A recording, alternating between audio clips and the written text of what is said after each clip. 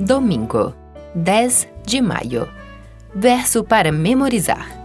Confie nele em todo o tempo, ó povo. Derrame diante dele o seu coração. Deus é o nosso refúgio. Salmo 62, 8. Elias orando em meio à crise. Elias foi fiel a Deus em tempos difíceis. Quando o rei Acabe provocou a ira do Senhor, o Deus de Israel, mais do que todos os reis de Israel antes dele.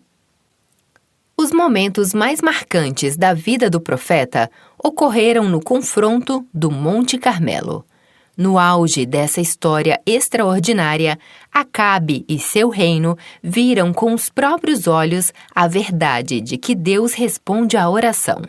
Foi um momento inesquecível na história de Israel, e é por isso que a súbita mudança dos acontecimentos, na sequência do relato, nos toma de surpresa. Ouça 1 Reis 19, 1-18. Acabe contou a Jezabel tudo o que Elias havia feito e como havia matado todos os profetas à espada. Então Jezabel mandou um mensageiro a Elias para dizer-lhe: que os deuses me castiguem se amanhã a estas horas eu não tiver feito com a sua vida o mesmo que você fez com a vida de cada um deles. Elias ficou com medo, levantou-se e, para salvar a vida, se foi e chegou a Berseba, que pertence a Judá, e ali deixou o seu servo. Ele mesmo, porém, foi para o deserto caminhando um dia inteiro. Por fim, sentou-se debaixo de um zimbro. Sentiu vontade de morrer e orou: Basta, Senhor, tira minha vida, porque eu não sou melhor do que os meus pais.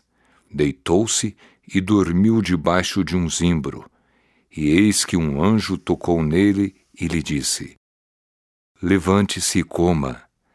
Elias olhou e viu, perto da sua cabeça, um pão assado sobre pedras em brasa e um jarro de água. Comeu, bebeu e tornou a dormir. O anjo do Senhor voltou, tocou nele e lhe disse: Levante-se e coma, porque a viagem será longa. Então Elias se levantou, comeu e bebeu, e com a força daquela comida caminhou 40 dias e 40 noites até Horebe, o monte de Deus. Ali entrou numa caverna onde passou a noite. E eis que a palavra do Senhor veio a ele e lhe disse: O que você está fazendo aqui, Elias?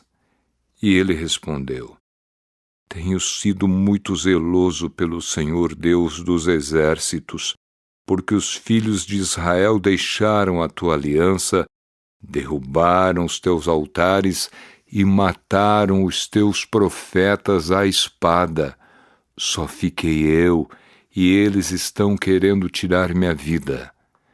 Então foi-lhe dito: Saia daí e fique diante do Senhor no monte. Eis que o Senhor estava passando. E um grande e forte vento fendia os montes e quebrava as rochas diante do Senhor. Mas o Senhor não estava no vento. Depois do vento, houve um terremoto, mas o Senhor não estava no terremoto.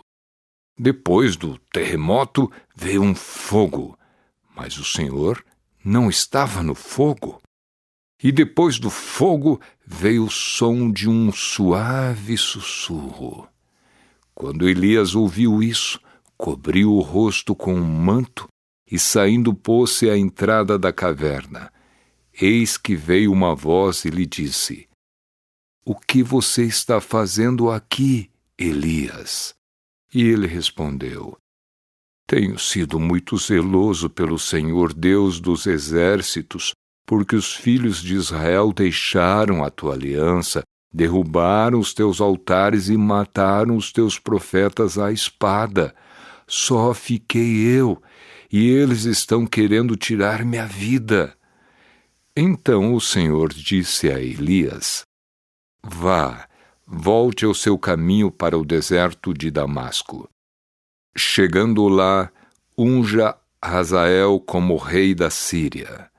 Unja também Jeú, filho de Ninzi, como rei de Israel, e Eliseu, filho de Safate. De Abel-Meolá como profeta em seu lugar. Quem escapar à espada de Hazael, Jeú o matará. Quem escapar à espada de Jeú, Eliseu o matará. Também conservei em Israel 7.000, todos os joelhos que não se dobraram a Baal e toda a boca que não o beijou. Pergunta 1. Observando especialmente as orações de Elias e a maneira como Deus interagiu com ele, o que provocou o desânimo de Elias? Em que a resposta de Deus foi diferente do que aconteceu no Monte Carmelo? Ao longo de um único dia, embora Deus tenha respondido às orações de Elias, o estado emocional, mental e físico do profeta mudou rapidamente.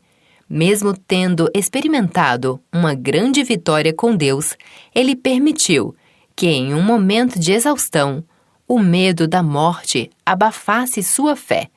O mais impressionante é que, ainda que Elias tenha cedido ao desânimo e à desesperança, Deus se dirigiu ao seu povo com ternura e cuidado, fornecendo alimento e água, de tal modo que pôde caminhar durante 40 dias e 40 noites.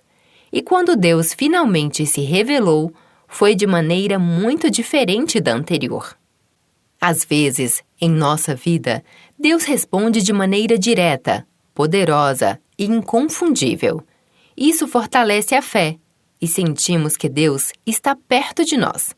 Em outras ocasiões, vacilamos e cedemos à tentação, achando difícil seguir a Deus com fé inabalável.